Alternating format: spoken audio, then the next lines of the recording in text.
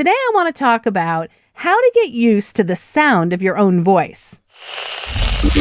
Every moment is a teachable moment.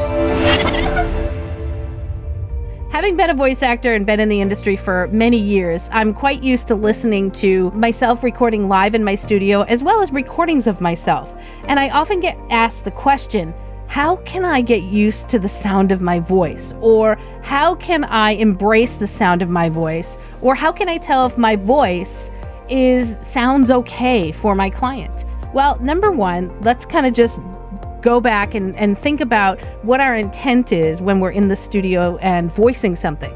We really just want to be engrossed in telling the story. So if we, again, take that extra time to really try to critique what we sound like or question what we sound like, then I think we've gone a little too far in the evaluation of how other people may perceive what we sound like. What we sound like to ourselves is entirely different than what you sound like to other people. There's been scientific studies. I think the best thing that you can concentrate on, rather than, getting used to your own voice or trying to change what your own voice sounds like, is to embrace the creative artist in you that's telling the story. Embrace the fact that you are engaging in a conversation with your listener.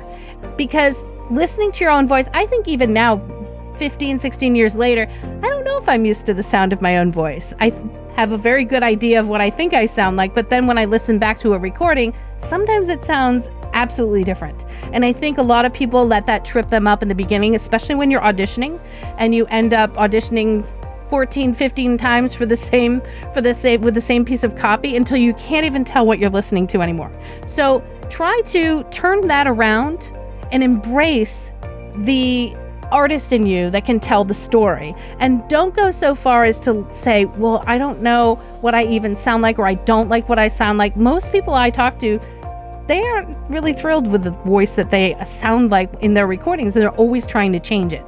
And so I want you to concentrate on being able to connect with your audience and tell that story, rather than on what your voice sounds like telling that story. So after you record, make sure that you go back and you listen for the story and not the tone.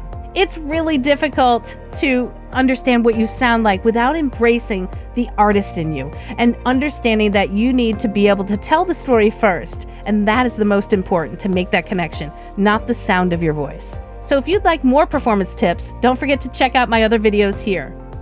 Thanks so much for watching, guys. See you next week.